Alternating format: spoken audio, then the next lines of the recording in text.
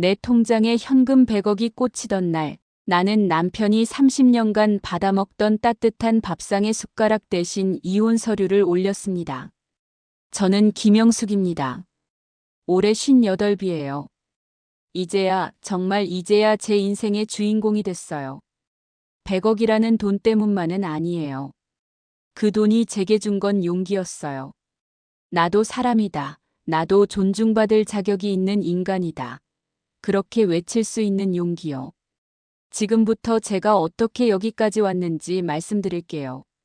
며칠 전, 그러니까 정확히 일주일 전 김장날 이야기부터 시작하죠. 새벽 5시에 눈이 떠졌어요. 잠을 잔 게 아니었죠. 며칠 전부터 김장 생각에 불안해서 뒤척이다가 그냥 일어난 거예요. 오늘은 절대 실수하면 안 돼. 시어머니가 흠잡을 구석을 만들면 안 돼.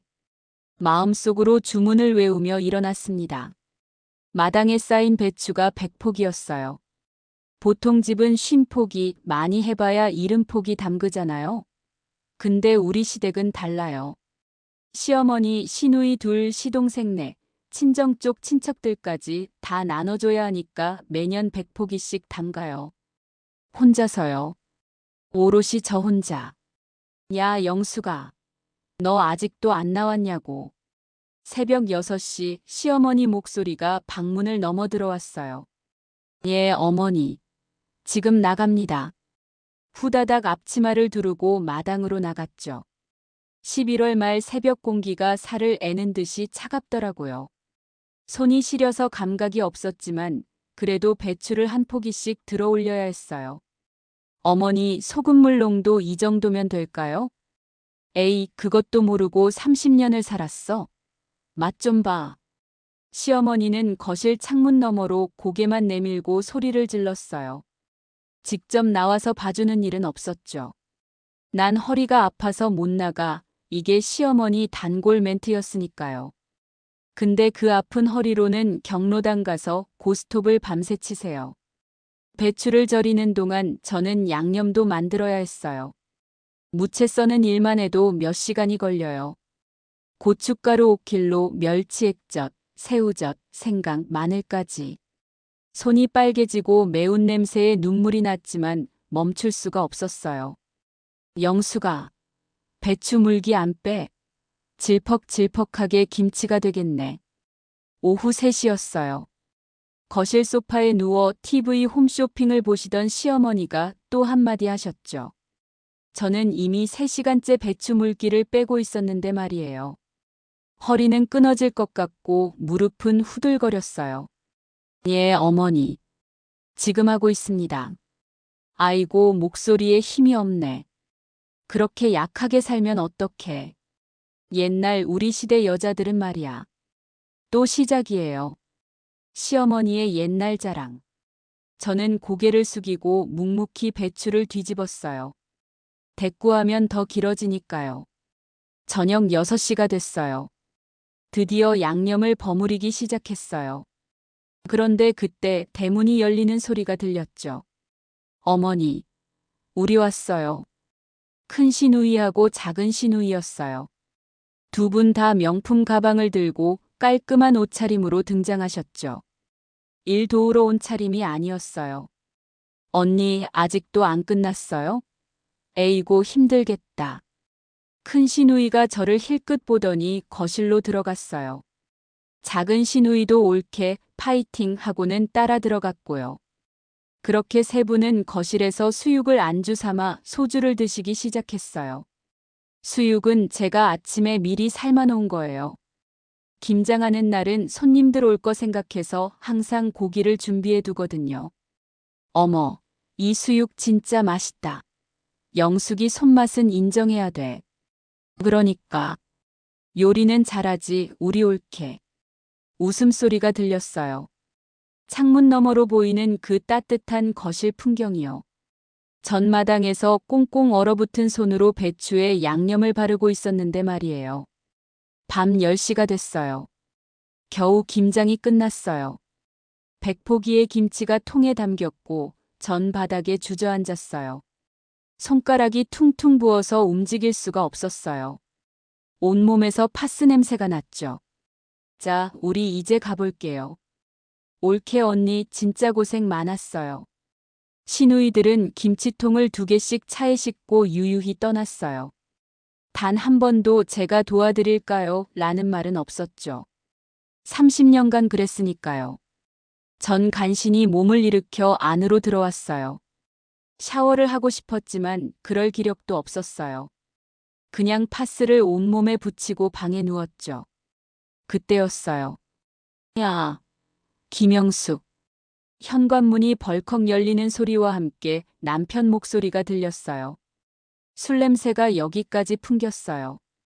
전 힘겹게 일어나 거실로 나갔어요. 왜 그래요, 여보? 왜 그래? 밥상은 왜 안 차려놨어? 남편은 눈이 뒤집혀 있었어요. 완전히 취한 상태였죠. 여보, 미안해요. 오늘 김장하느라. 금방 차릴게요. 김장이 뭐가 대수라고. 집에서 하루 종일 놀면서 남편 밥 한 끼 못 챙겨. 이게 여자야 뭐야? 그 순간이요. 뭔가 제 안에서 탁 하고 끊어지는 느낌이 들었어요. 30년이에요. 30년 동안 전 한 번도 이 남자한테 힘들다, 지쳤다, 나도 사람이다, 그렇게 말한 적이 없어요. 시집 올 때 어머니가 하신 말씀이 있었거든요. 영수가 시집 가면 무조건 참아라. 여자는 참는 게 미덕이다. 전 그 말을 철칙으로 살았어요. 하지만 오늘, 이 순간만큼은 참을 수가 없었어요. 여보. 제 목소리가 떨렸어요. 나도 힘들어요. 뭐? 힘들어? 너가 뭐가 힘들어? 남편이 식탁을 걷어찼어요. 설거지해둔 그릇들이 바닥에 떨어져 깨졌죠. 집에서 빈둥거리면서 무슨 낯짝으로 힘들다고 해. 나는 매일 밖에서 개처럼 일하는데. 그 순간 전 남편의 눈을 똑바로 봤어요. 그리고 깨달았죠. 이 사람 눈에 나는 아무것도 아니구나. 30년간 끼니 거르지 않게 밥해주고 30년간 빨래하고 청소하고 30년간 시댁 식구들 시중 들며 산 게 이 사람 눈에는 빈둥거리는 것이구나. 그날 밤 저는 남편이 쓰러져 자는 동안에도 잠을 이룰 수 없었어요. 방구석에 웅크리고 앉아서 생각했죠. 이렇게 살다가 죽는 건가? 그리고 눈물이 주르륵 흘렀어요. 마이너스. 다음 날 아침 전 일어날 수가 없었어요. 온몸이 천근만근이었고 열이 펄펄 끓었어요. 몸살이었죠. 당연한 거였어요. 하루 종일 찬바람 맞으며 김장했는데 제대로 쉬지도 못하고 밤에 스트레스까지 받았으니까요. 신음이 저절로 나왔어요. 머리가 깨질 듯 아팠고 목도 칼로 긋는 것처럼 따가웠어요. 약국에 가야 하는데. 전 간신히 몸을 일으켜 지갑을 뒤졌어요. 5,000원짜리 한 장, 1,000원짜리 3장. 총 8,000원이 전부였어요. 감기약이 10,000원은 할 텐데. 아니다. 집에 타이레놀 있었나? 부엌 서랍을 뒤졌지만 작년에 먹다 남은 소화제만 나왔어요. 참자. 그냥 참자. 전 다시 이불 속으로 들어갔어요. 돈이 아까웠어요. 10,000원이면 이틀치 반찬 재료를 살 수 있는데 그걸 약 사는데 쓴다는 게 너무 사치스럽게 느껴졌죠. 야, 영수가. 밥 안 해? 시어머니 목소리가 들렸어요. 아침 7시였어요. 어머니. 제가 몸이 좀. 뭐? 아프면 약 먹고 일어나야지. 밥은 누가 해? 전 이를 악물고 일어났어요. 비틀비틀 부엌으로 가서 밥을 지었고 된장찌개를 끓였어요. 어지러워서 쓰러질 것 같았지만 그래도 밥상은 차려야 했어요. 뭐야, 오늘 반찬이 이게 다야? 김장했으면 김치전이라도 부쳐야지. 시어머니는 밥상을 보시더니 또 한마디 하셨어요. 전예, 다음에 해드릴게요 라고 대답하고는 방으로 들어가 쓰러졌죠. 오후 2시쯤 남편이 회사에서 돌아왔어요. 요즘 남편 회사가 경영난으로 조기 퇴근을 자주 한다고 했거든요. 왔어. 전 힘겹게 인사했어요. 나 씻을 거야. 남편은 대답도 제대로 안 하고 욕실로 들어갔어요. 핸드폰은 식탁 위에 놓고요. 저는 소파에 누워 눈을 감고 있었어요. 열이 40도는 되는 것 같았어요. 정신이 몽롱했죠. 그때였어요. 남편 핸드폰 화면이 환하게 밝아졌어요. 알림음과 함께요. 보통 때 같았으면 신경도 안 썼을 거예요. 근데 그날은 달랐어요. 왜 그랬을까요? 뭔가 이상한 예감이 들었어요. 전 천천히 몸을 일으켜 식탁으로 갔어요. 핸드폰 화면에 메시지가 떠 있었죠. 오빠, 이번 주말 골프 여행 기대돼. 하트 이모티콘. 날씨도 좋을 것 같은데. 우리 둘이서 여유롭게 즐기자. 귀요미. 손이 떨렸어요. 아니, 이게 뭐지? 전 핸드폰을 집어들었어요. 비밀번호를 눌렀죠. 남편 생일. 뻔한 비밀번호였어요. 화면이 열렸어요. 카톡 대화창이 보였어요. 귀요미라는 이름. 프로필 사진은 젊은 여자였어요. 한눈에 봐도 20대 후반, 많아야 30대 초반이요. 대화 내용을 위로 올렸어요. 오빠, 오늘 점심 맛있었어요. 하트. 다음에는 더 비싼 데 가요. 자기야, 내일 뭐 입고 나올 거야? 오빠가 원피스 사줄까? 오빠 회사 힘들지? 내가 응원할게. 하트. 스크롤을 내리는 손이 멈추지 않았어요. 대화는 3개월 전부터 시작됐더라고요. 3개월. 남편은 3개월 동안 이 여자와 매일 연락했고, 주 2회는 만났으며, 지난달에는 제주도까지 다녀왔더라고요. 제주도. 남편이 회사 워크숍 간다고 했던 그 주말이요. 전 그때 시어머니가 감기 걸리셨다고 밤새 간호했었는데, 심장이 멎는 줄 알았어요. 아니, 정확히는 심장이 박살나는 것 같았어요. 30년을 함께 산 사람이 이렇게 쉽게 저를 배신할 수 있다는 게 믿기지 않았어요. 더 충격적인 건 돈이었어요. 오빠, 이 가방 예쁘지? 200만 원인데 오빠가 사주면 안 돼? 하트. 응, 자기 갖고 싶은 거 다 사. 오빠가 다 사줄게. 200만 원이요. 저한테는 생활비로 한 달에 50만 원을 주면서 요즘 회사 사정이 안 좋아서 이것밖에 못 준다고 하던 사람이요. 이 여자한테는 가방을 200만 원씩 사주고 있었어요. 전 골프채 값도 봤어요. 300만 원. 제주도 호텔비 120만 원. 레스토랑 식사비 매번 10만 원 이상. 손이 부들부들 떨렸어요. 저는 작년 겨울에 패딩이 다 해져서 새로 사고 싶다고 했다가 아직 입을 만하잖아. 돈이 어디서 나와? 라는 소리를 들었어요. 그래서 5년 된 패딩을 기워 입고 있었죠. 감기약 10,000원이 아까워서 참고 있는 사람이 저라고요. 근데 이 사람은 밖에서 여자랑 수백만 원씩 쓰고 다녔던 거예요. 숨이 막혔어요. 화장실에서 샤워하는 물소리가 들렸어요. 남편은 지금 아무렇지도 않게 콧노래를 부르고 있었어요.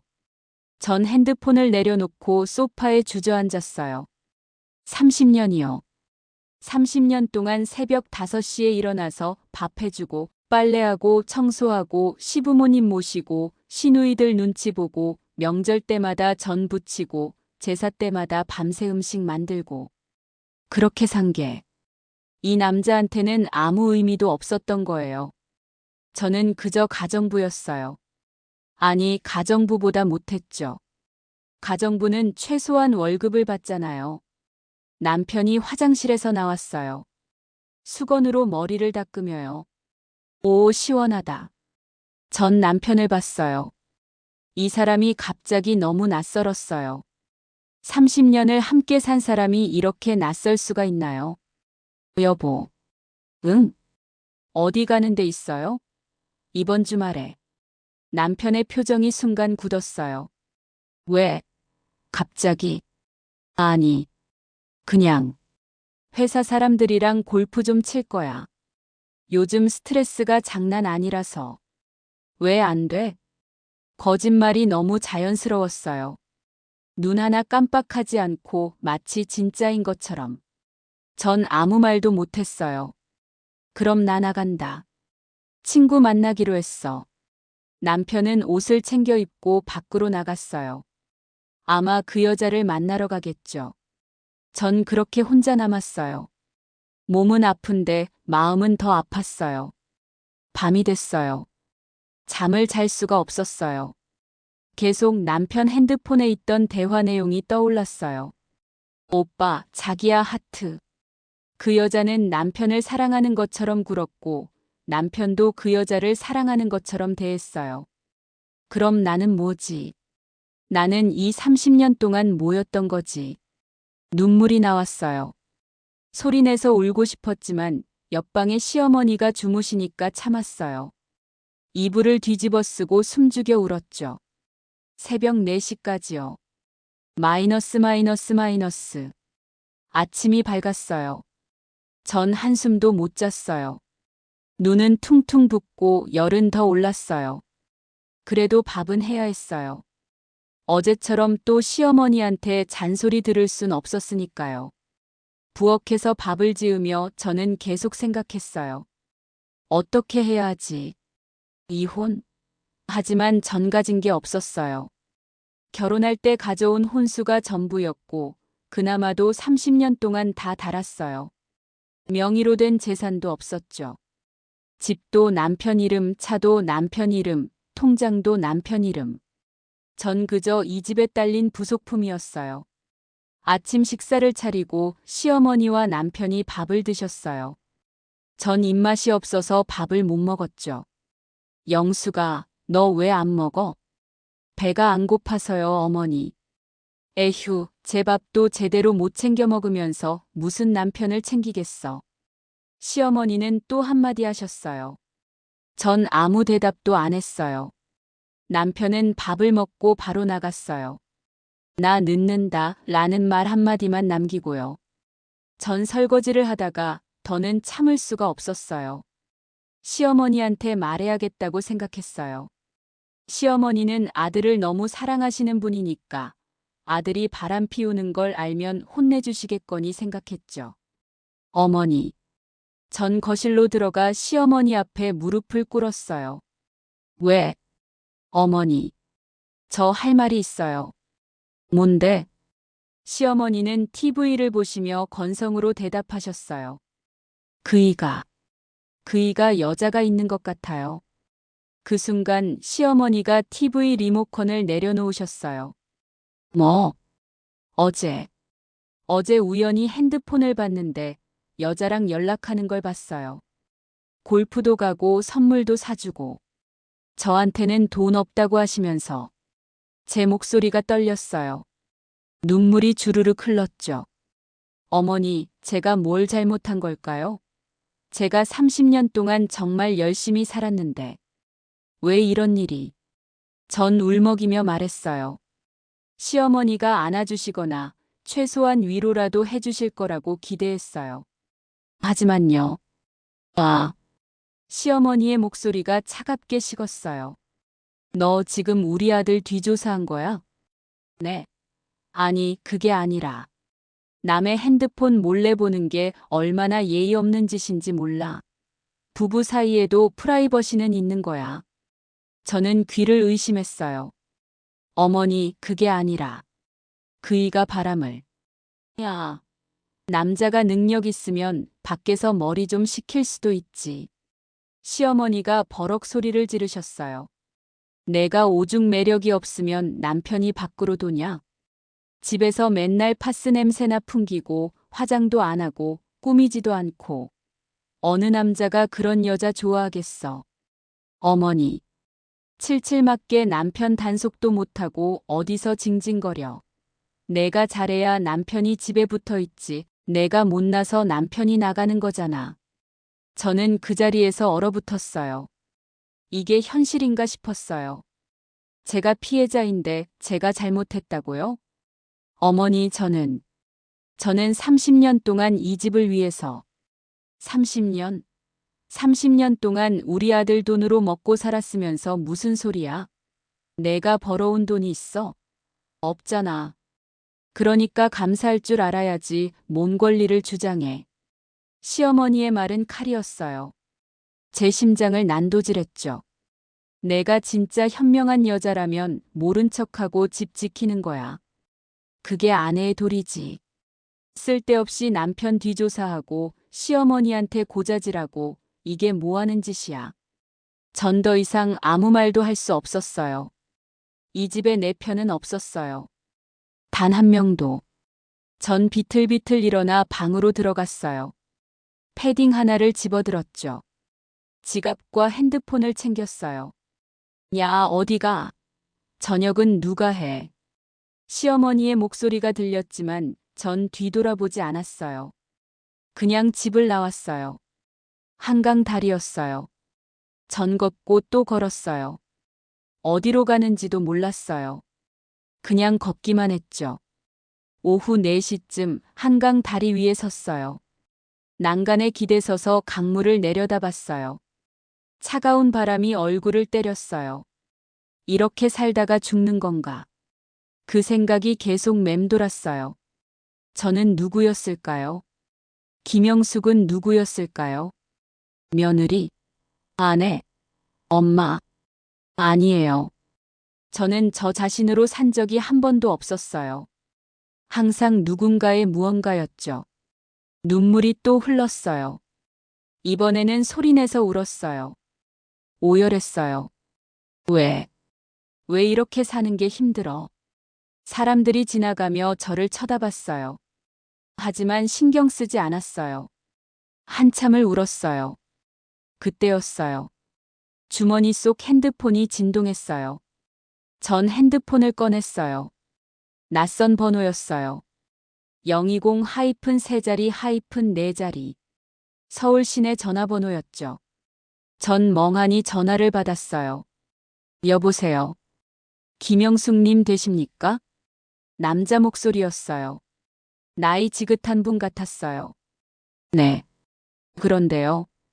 저는 정우진 변호사입니다. 혹시 지금 시간 괜찮으시면 사무실로 한번 오실 수 있으신가요? 어머님, 그러니까 고 김명자 여사님의 유산 상속건으로 연락드렸습니다. 네. 유산이요? 전 귀를 의심했어요. 네. 김명자 여사님이 작년에 돌아가시면서 외동딸이신 김영숙님에게 전 재산을 상속한다는 유언을 남기셨습니다. 총액은 현금 기준 약 100억 원 정도 됩니다. 전화기가 손에서 떨어질 뻔했어요. 100억? 김명자. 그 이름. 낯익은데. 아, 그분이요. 제가 어릴 때 헤어진 친엄마요. 해시태그 30년 종살이 며느리 알고 보니 100억 상속녀. 한강 다리 난간에 기대선 채로 저는 핸드폰을 귀에 댄 채 멍하니 서 있었어요. 100억. 그 숫자가 제 머릿속에서 맴돌았어요. 김영숙님, 괜찮으십니까? 전화기 너머로 변호사 목소리가 다시 들렸어요. 아, 네, 죄송합니다. 제가 지금 좀 놀라서. 이해합니다. 갑작스러운 연락이셨을 테니까요. 혹시 지금 어디 계신지 여쭤봐도 될까요? 제가 직접 찾아뵙는 게 좋을 것 같습니다. 저는 한강 다리에 있어요. 마포대교요. 알겠습니다. 30분 후에 그곳 근처 카페에서 뵙겠습니다. 위치 문자 보내드리겠습니다. 전화가 끊겼어요. 전 한참 동안 그 자리에 서 있었어요. 방금 전까지만 해도 세상 끝에 선 것 같았는데 갑자기 이게 뭔가 싶었죠. 김명자. 그 이름을 제가 마지막으로 들은 게 언제였을까요? 30살쯤 됐을 거예요. 아니, 어쩌면 더 오래됐을 수도 있고요. 친엄마예요. 제가 5살 때 집을 나가신 분이요. 아버지가 돌아가시고 제가 외할머니 손에 자랄 때 엄마는 미국으로 떠나셨어요. 엄마가 왜 떠나셨는지, 그곳에서 뭘 하시며 사셨는지 저는 아무것도 몰랐어요. 외할머니는 그 이야기를 꺼내는 걸 싫어하셨거든요. 그냥 내 엄마는 없다고 생각해라. 그렇게만 말씀하셨죠. 그래서 저는 엄마 없이 자랐어요. 외할머니가 시장에서 떡볶이 장사하시며 저를 키우셨고, 저는 고등학교 졸업하자마자 남편을 만나서 결혼했어요. 그게 제 인생 최대의 실수였죠. 30분 후, 저는 카페에 앉아 있었어요. 깔끔한 정장을 입은 남자가 들어왔어요. 50대 중반쯤 돼 보이는 분이었죠. 김영숙 님이십니까? 네, 그런데요. 저는 세진법률사무소 정우진 변호사입니다. 변호사님은 명함을 건네며 제 맞은편에 앉으셨어요. 세진법률사무소. 이름만 들어도 아는 국내 대형 로펌이었어요. 먼저 김명자 여사님의 부고를 전하게 돼 죄송합니다. 전 고개를 끄덕였어요. 슬픔이 밀려올 줄 알았는데 이상하게도 아무 감정이 들지 않았어요. 어쩌면 당연한 건지도 몰라요. 50년 넘게 모르고 산 사람이었으니까요. 여사님께서는 작년 12월에 돌아가셨습니다. 유언장 집행까지 시간이 걸려서 이제야 연락드리게 됐습니다. 변호사님은 서류 가방에서 두꺼운 파일을 꺼내셨어요.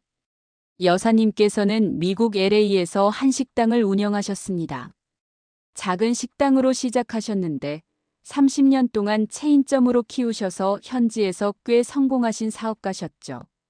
엄마가 식당을요? 네. 현재 LA에만 12개 지점이 있고 뉴욕과 샌프란시스코에도 있습니다. 여사님께서는 몇 년 전 사업체를 모두 정리하시고 자산을 현금화하셨습니다. 변호사님이 서류를 펼쳐 보이셨어요. 그리고 이 모든 재산을 유일한 혈육이신 따님께 상속한다는 유언을 남기셨습니다. 얼마나 되나요? 제 목소리가 떨렸어요. 현금 100억 원입니다. 그리고 강남에 있는 빌딩 한 채가 있습니다. 현재 시세로 약 50억 원 정도 됩니다. 150억. 저는 숨이 막혔어요.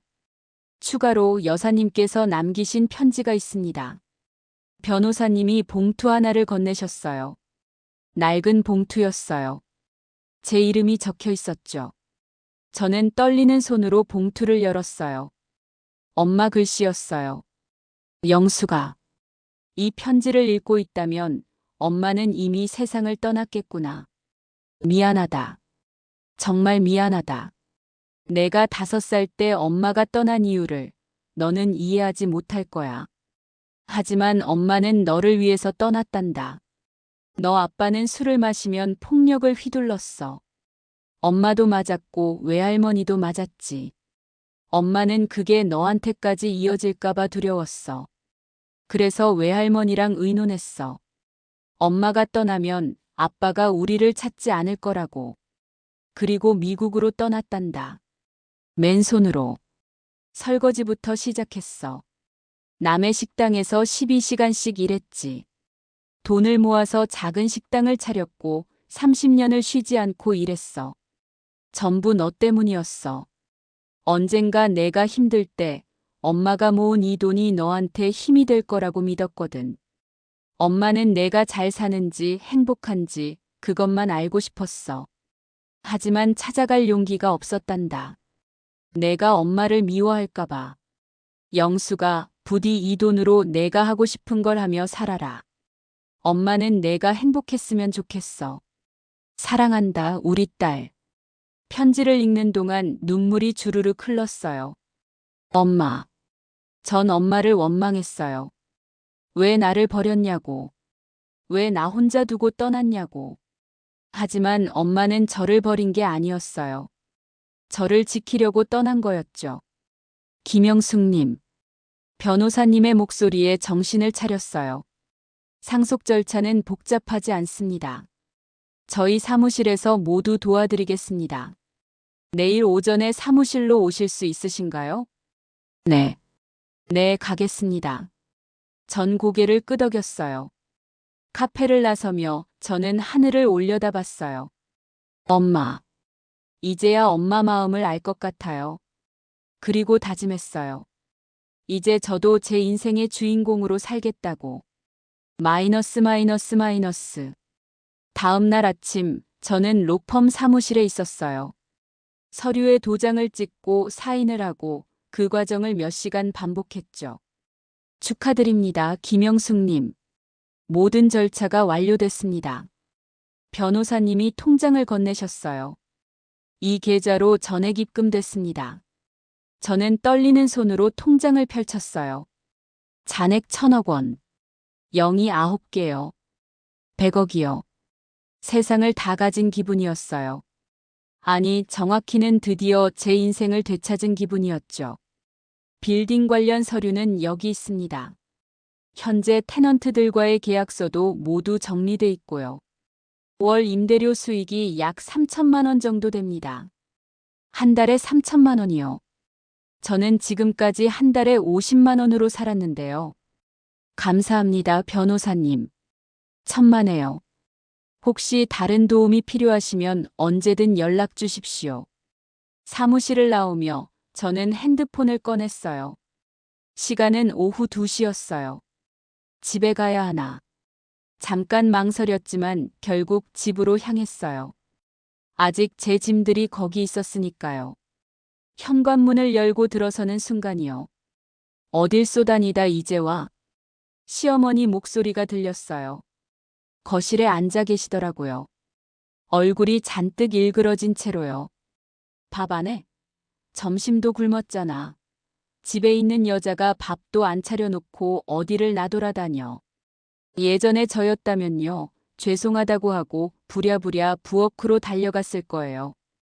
하지만 지금은 아니었어요. 저는 시어머니를 보며 헛웃음이 나왔어요. 시켜 드세요. 뭐라고? 배달시켜 드시라고요. 저 피곤해요. 그리고는 방으로 들어갔어요. 뒤에서 시어머니가 뭐라고 소리를 지르는 게 들렸지만 신경 쓰지 않았어요. 방문을 닫는 순간 복도에서 남편 목소리가 들렸어요. 어머니 무슨 일이세요? 야, 내 마누라 좀 봐라. 갑자기 말대꾸를 해. 영숙이가요? 남편 목소리에 당황한 기색이 역력했어요. 내일 회사 안 가냐? 애 아빠, 내 마누라 교육 좀 시켜라. 저는 침대에 누워 천장을 바라봤어요. 30년 만에 처음으로 시어머니한테 제대로 된 반항을 한 거예요. 기분이 묘했어요. 무섭기도 했고 후련하기도 했고 뭔가 가슴이 뻥 뚫린 것 같기도 했고요. 잠시 후 방문을 노크하는 소리가 들렸어요. 영수가 나야. 남편이었어요. 들어오세요. 남편이 들어왔어요. 표정이 굳어 있었죠. 야, 어머니한테 왜 그래? 갑자기. 왜 그러냐고요? 저는 남편을 똑바로 봤어요. 여보, 나 이제 더 이상 못 살겠어요. 뭐? 이 집에서요. 당신하고요. 시어머니하고요. 남편의 얼굴이 굳었어요. 야, 너 지금 무슨 소리 하는 거야? 이혼하고 싶어요. 그 말을 하는 순간 제 목소리가 떨리지 않았어요. 처음으로 확신에 찬 목소리였죠. 이혼? 야, 너 정신 나갔어? 30년을 같이 살았는데 갑자기 무슨 이혼이야? 귀요미. 뭐? 귀요미요. 당신 핸드폰에 저장된 그 여자 이름이요. 남편의 얼굴이 새하얘졌어요. 너, 내 폰을 봤어요. 다 봤어요. 3개월 동안 매일 연락하고 제주도 가고 가방 사주고 골프 치러 다닌 것까지 전부요. 야, 그게. 변명하지 마세요. 듣고 싶지 않아요. 저는 침대에서 일어났어요. 내일 변호사 선임할 거예요. 그리고 정식으로 이혼 소송 들어갈 거고요. 야, 김영숙. 너 지금 제대로 정신 박힌 거 맞아? 남편이 버럭 소리를 질렀어요. 너 나가면 어떻게 살 건데? 가진 것도 없는 주제에. 나이 58배 이혼하면 갈 데나 있어? 저는 남편을 빤히 쳐다봤어요. 그건 당신이 걱정할 일이 아니에요. 뭐? 당신이나 걱정하세요. 위자료 많이 나올 테니까요. 그리고 방문을 열고 나갔어요. 남편은 멍하니 서 있었죠. 저는 거실을 지나 현관으로 향했어요. 야, 어딜 가? 당장 들어와. 시어머니가 소리쳤지만 저는 신발을 신고 밖으로 나갔어요. 그리고 문을 닫았죠. 30년 만에요. 드디어요. 이 지옥에서 벗어났어요. 호텔 라운지에 앉아 있었어요. 제가요. 김영숙이요. 58살 김영숙이 5성급 호텔 라운지에 앉아 있었어요. 웃음이 나왔어요. 이게 현실인가 싶었죠. 손님 주문하시겠어요? 웨이터가 다가왔어요. 아메리카노 한 잔 주세요. 알겠습니다. 커피값이 15,000원이었어요. 예전에 저였다면 상상도 못할 가격이죠. 하지만 지금은 달랐어요. 저는 핸드폰을 꺼내 검색했어요. 흥신소. 이혼 소송에서 이기려면 확실한 증거가 필요했어요. 남편의 외도 증거요. 핸드폰 사진만으로는 부족했어요. 더 확실한 게 필요했죠. 몇 군데 전화를 걸었어요. 그리고 가장 평판이 좋다는 곳을 선택했죠. 예, 대한흥신소입니다. 이혼 소송 관련해서 증거 수집 의뢰하고 싶은데요. 네, 상담 예약 잡아드리겠습니다. 언제 방문 가능하신가요? 지금 바로 갈 수 있어요. 1시간 후, 저는 흥신소 사무실에 앉아 있었어요. 50대 남자가 제 맞은편에 앉았죠. 남편분의 외도 증거 수집이시죠? 네. 상대 여성에 대한 정보가 있으신가요? 저는 남편 핸드팻에서 찍어둔 사진들을 보여줬어요. 귀요미의 프로필 사진, 대화 내용, 만난 장소들까지요. 아, 이 정도면 충분합니다. 일주일이면 확실한 증거 확보할 수 있습니다. 사진이랑 동영상 다 필요해요. 이혼 소송에서 위자료 최대한 많이 받고 싶거든요. 알겠습니다. 비용은 1,000만 원입니다. 카드 돼요? 네, 물론입니다. 저는 카드를 꺼내 결제했어요. 1,000만 원이요. 예전 같았으면 평생 모아도 못 만질 돈이었죠. 하지만 지금은 달랐어요. 흥신소를 나와서 저는 강남역으로 향했어요. 백화점이 보였어요. 이 동네 최고급 백화점이요. 예전에 시누이들이 명품 가방 자랑하면서 여기서 샀다고 했던 곳이었죠. 저는 그곳으로 들어갔어요. 1층에 명품 매장들이 즐비했어요. 샤넬, 에르메스, 루이비통, 프라다. 어서 오세요. 직원이 인사했어요. 하지만 표정이 좀 이상했어요. 제 차림을 훑어보더니 살짝 미간을 찌푸렸죠. 저는 5년 된 패딩에 낡은 바지를 입고 있었으니까요. 구경하시는 거죠? 직원의 목소리에 은근히 무시하는 뉘앙스가 있었어요. 아니요, 사러 왔어요. 네. 아, 네. 저는 매장을 둘러봤어요. 가방이 진열돼 있었죠. 이거 얼마예요? 500만 원입니다. 이건요? 800만 원이고요. 그럼 이거 주세요. 저는 1,500만 원짜리 가방을 가리켰어요. 직원이 눈이 휘둥그레졌어요. 네. 지금. 이걸요? 네. 그리고 저기 있는 구두하고 저 코트도 주세요. 아. 네, 알겠습니다. 총 3천만 원어치를 샀어요. 카드를 내밀자 직원의 태도가 180도 바뀌었죠. 고객님, VIP 라운지 이용하시겠어요? 커피 드리고 편히 쉬실 수 있게 도와드릴게요. 그럴까요? VIP 라운지는 조용하고 고급스러웠어요. 소파도 푹신했고요. 고객님, 혹시 스타일링 서비스 받아보시겠어요? 저희 백화점에서 무료로 제공해드리는 건데요. 그게 뭔데요? 옷 코디부터 메이크업까지 전문가가 도와드립니다. 그래요, 해주세요. 1시간 후, 저는 거울 앞에 서 있었어요. 거울 속 제 모습이 낯설었어요. 깔끔하게 정돈된 머리, 화장을 한 얼굴, 새 옷을 입은 모습. 30년 만에 처음으로 꾸민 거예요. 고객님 정말 잘 어울리세요. 스타일리스트가 감탄했어요. 저도 놀랐어요. 거울 속 사람이 정말 저인지 의심스러웠죠. 피부 관리도 받아보시는 게 어떠세요? 호텔 스파 연결해 드릴까요? 그럴게요. 그날 오후, 저는 호텔 스파에서 마사지를 받았어요. 온몸에 묵은 피로가 풀리는 느낌이었죠. 30년 동안 제 몸을 돌본 적이 없었어요. 항상 남들 뒷바라지만 했죠. 하지만 이제는 달랐어요. 스파를 마치고 저는 다시 거울을 봤어요. 30년 묵은 때를 벗고 우아해진 제 모습이 보였어요. 저는 혼자 중얼거렸어요. 박철수. 남편 이름이었어요. 최말자. 시어머니 이름이었죠. 너희들의 천국은 오늘까지야. 저는 핸드폰을 꺼내 문자를 보냈어요. 이혼 전문 변호사한테요. 내일 오전에 상담 예약을 잡았죠. 그리고 또 한 통의 문자를 보냈어요. 부동산 중개업소한테요. 집을 알아보고 싶다고요. 강남 쪽에 아파트 있으면 소개해달라고요. 모든 준비가 끝났어요. 이제 시작이었죠. 나의 반격이요. 일주일이 흘렀어요. 그동안 저는 집에 돌아가지 않았어요. 호텔에서 묵으며 변호사와 이혼 준비를 했죠. 흥신소에서 증거가 도착했어요. USB 하나였는데 그 안에는 남편과 귀요미가 호텔에 들어가는 사진, 골프장에서 껴안고 있는 동영상, 레스토랑에서 키스하는 모습까지 전부 담겨 있었어요. 완벽했어요. 그리고 오늘이요.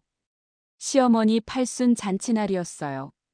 남편이 석 달 전부터 예약해둔 호텔 연회장이었죠. 친척들이 다 모이는 큰 행사였어요. 저는 오전 내내 미용실에 있었어요. 머리를 염색하고 파마를 했어요.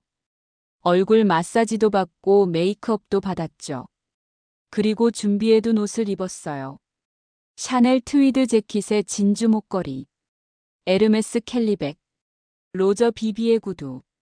거울을 봤을 때 저는 제가 아닌 것 같았어요.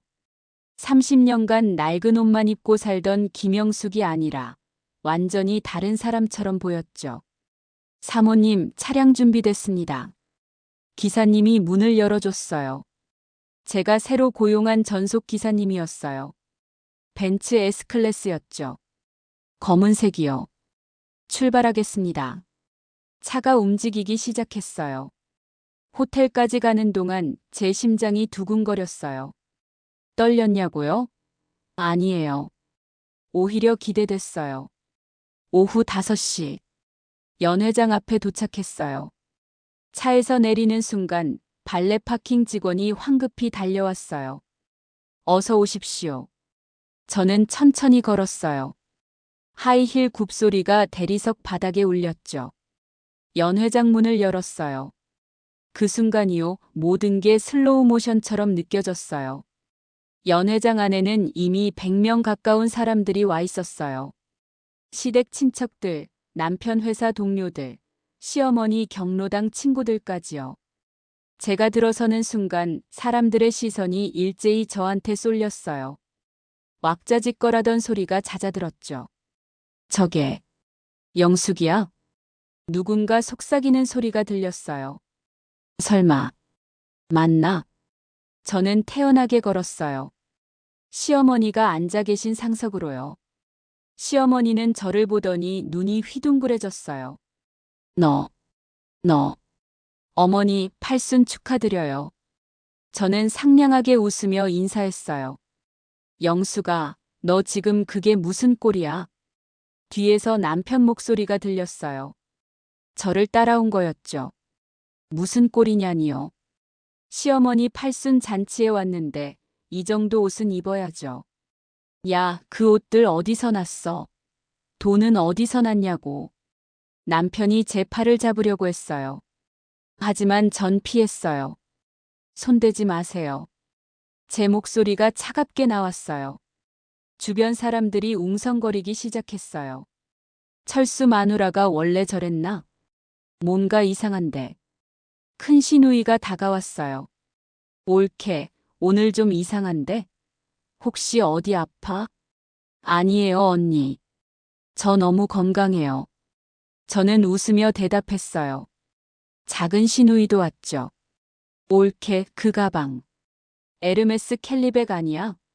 그거 5천만 원 넘는 거 아니야? 맞아요. 잘 아시네요. 어머, 올케가 무슨 돈으로? 제 돈으로 샀어요. 제 돈. 저는 또박또박 말했어요. 시누이들이 어리둥절한 표정으로 서로를 쳐다봤죠. 남편이 제 앞을 막아섰어요. 야, 김영숙. 지금 장난해? 여기 사람들 다 보는데 나한테 창피 주려고 작정했어? 창피요? 제가 뭘 잘못했는데요? 넌 지금 분수를 모르고 있어. 당장 그 옷 벗고 집에 가. 남편이 큰 소리로 말했어요. 주변 사람들이 쳐다봤죠. 저는 남편을 가만히 봤어요. 그리고 천천히 입을 열었어요. 여보, 아니 박철수 씨. 오늘이 마지막이에요. 뭐? 마지막으로 당신 얼굴 보는 날이요. 그 순간 연 회장이 조용해졌어요. 모두가 저희를 쳐다봤죠. 저는 단상으로 걸어갔어요. 단상에는 마이크가 놓여 있었어요. 사회자가 쓸 마이크였죠. 저는 그걸 집어들었어요. 잠깐만요, 저기요. 행사 진행 요원이 당황하며 말렸지만 저는 이미 마이크를 켰어요. 여러분, 안녕하세요. 제 목소리가 연 회장에 울려 퍼졌어요. 100명의 사람들이 일제히 저를 쳐다봤죠. 저는 박철수의 아내, 아니 곧 전 아내가 될 김영숙입니다.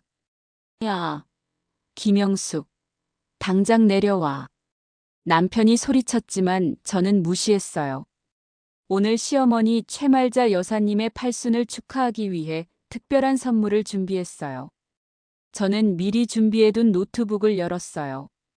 연 회장 뒤쪽 대형 스크린과 연결돼 있었죠. 이게 제가 30년간 이 집에서 어떻게 살았는지 보여드릴게요. 첫 번째 사진이 떴어요.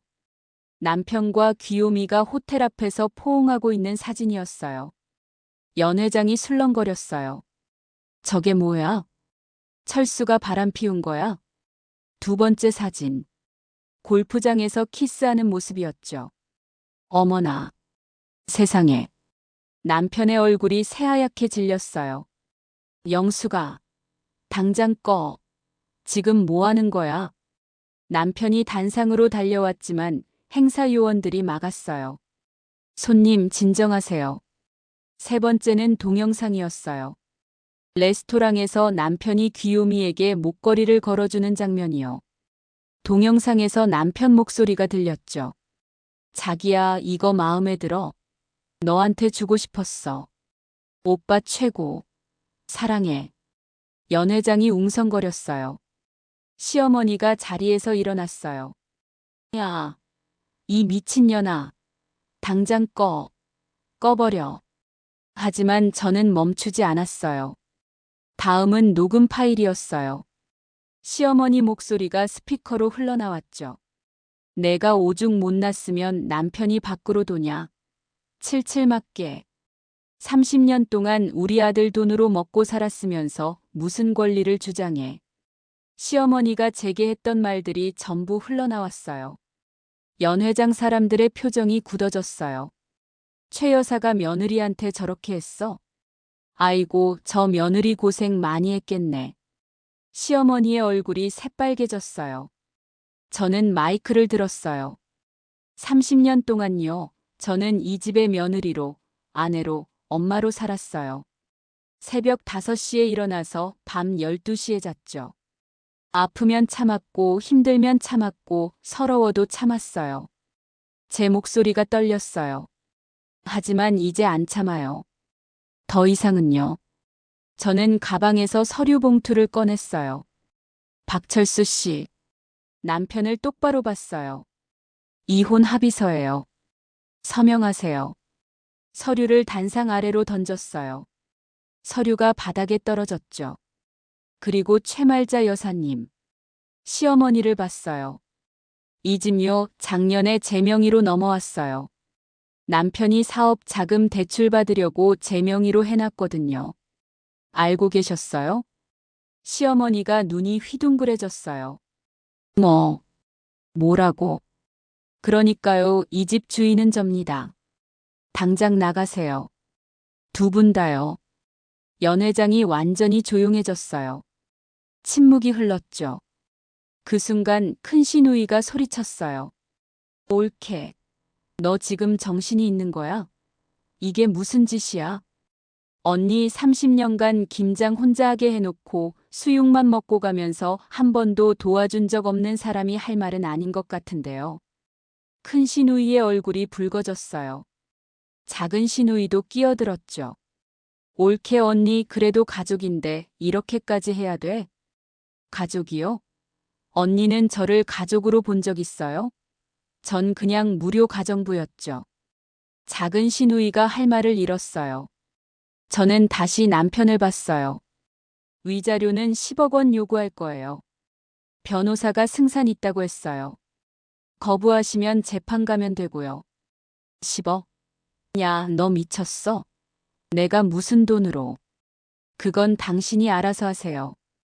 저는 제 몫만 챙기면 되니까요. 저는 마이크를 내려놓았어요. 그리고 단상에서 내려왔죠. 연 회장을 나가는 제 뒤로 아수라장이 펼쳐졌어요. 하지만 저는 뒤돌아보지 않았어요. 밖에서 기다리던 기사님이 차문을 열어줬어요. 사모님 수고하셨습니다. 고마워요. 차가 출발했어요. 창밖으로 호텔이 멀어졌죠. 저는 처음으로 자유를 느꼈어요. 그날 이후 일주일 동안 저는 전화를 받지 않았어요. 남편한테서 하루에 100통 넘게 전화가 왔지만 전부 무시했죠. 시누이들한테서도 왔어요. 문자로 온갖 욕설이 날아왔지만 읽지도 않고 차단했어요. 변호사님한테서 연락이 왔어요. 김영숙님, 남편 측에서 이혼 합의서에 서명했습니다. 위자료는요? 10억 전액 지급하기로 합의했습니다. 분할 납부 요청했지만 저희가 거부했고요. 일시불로 받으십니다. 좋아요. 그리고 진명의 이전도 완료됐습니다. 이제 완전히 님 소유예요. 감사합니다, 변호사님. 전화를 끊고 저는 창밖을 봤어요. 제 새 집이었어요. 강남 한복판에 있는 30평대 아파트였죠. 깨끗하고 조용했어요. 누구 눈치 볼 필요도 없었고 누구 밥 차릴 필요도 없었어요. 완벽한 제 공간이었죠. 일주일 후 남편한테서 문자가 왔어요. 영수가 제발 한 번만 만나자. 부탁이야. 저는 답장하지 않았어요. 그날 저녁 경비실에서 전화가 왔어요. 사모님, 아래 로비에 손님이 오셨는데요. 박철수 씨랑 최말자 씨라고 하시는데 못 올라오게 하세요. 네. 하지만 남편분이랑 시어머니시라고. 전 남편이에요. 그리고 더 이상 가족 아니에요. 올라오지 못하게 해주세요. 알겠습니다. 그런데 1시간 후 또 전화가 왔어요. 사모님, 두 분이 아직도 로비에 계세요. 비가 오는데도 밖에 서 계시고. 저는 창문으로 내려다봤어요. 빗속에 남편과 시어머니가 서 있었어요. 우산도 없이요. 시어머니는 지팡이를 짚고 계셨고 남편은 옆에서 시어머니를 부축하고 있었죠. 예전에 저였다면 마음이 약해졌을 거예요. 하지만 지금은 아니었어요. 저는 경비실에 다시 전화했어요.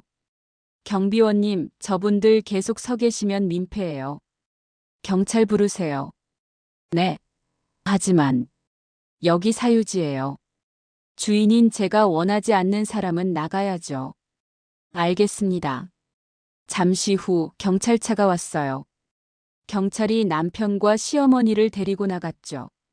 저는 그 모습을 창문 너머로 지켜봤어요. 아무 감정도 들지 않았어요. 며칠 후 흥신소에서 연락이 왔어요. 사모님, 재미있는 소식 있어요. 뭔데요? 귀요미라는 여자요. 남편한테 바가지 긁었대요.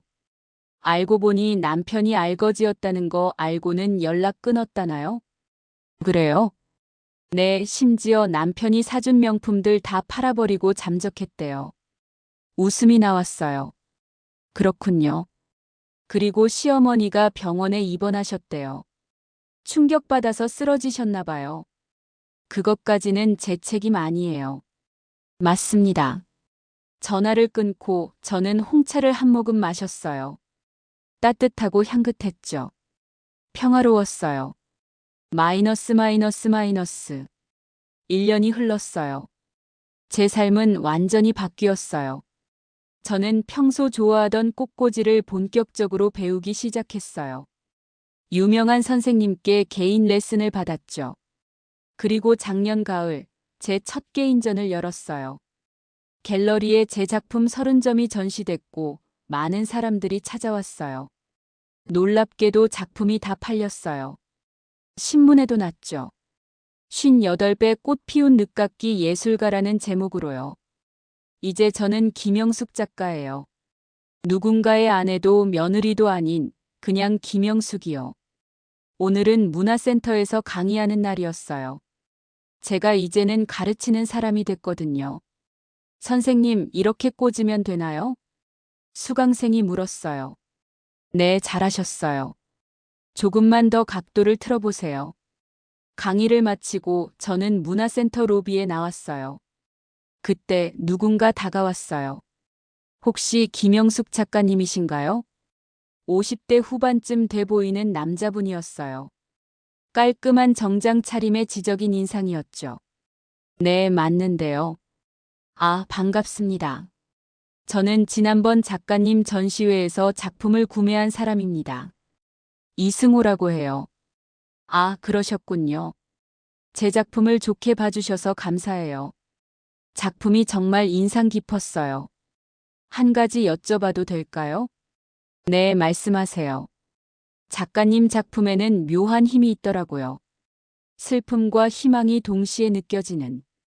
혹시 특별한 계기가 있으신가요? 저는 잠시 생각했어요. 제 인생이 계기였어요. 인생이요? 네. 한때 저는 제가 아닌 다른 사람으로 살았어요. 그게 얼마나 힘든 일인지 이제는 알아요. 이승호 씨가 고개를 끄덕였어요. 깊은 의미가 있으시군요. 혹시 시간 되시면 차 한잔 하실까요? 작가님 이야기 더 듣고 싶어서요. 저는 망설였어요. 예전에 저였다면 거절했겠죠. 남자분이랑 차 마시는 게 조심스러웠을 테니까요. 하지만 지금은 달랐어요. 좋아요. 우리는 근처 카페로 갔어요. 창가 자리에 앉아 커피를 마시며 이야기를 나눴어요. 이승호 씨는 대학 교수셨어요. 미술사를 가르치신대요. 작가님은 어떻게 꽃꽂이를 시작하시게 됐어요? 사실은 오래전부터 좋아했어요. 그런데 할 수가 없었죠. 왜요?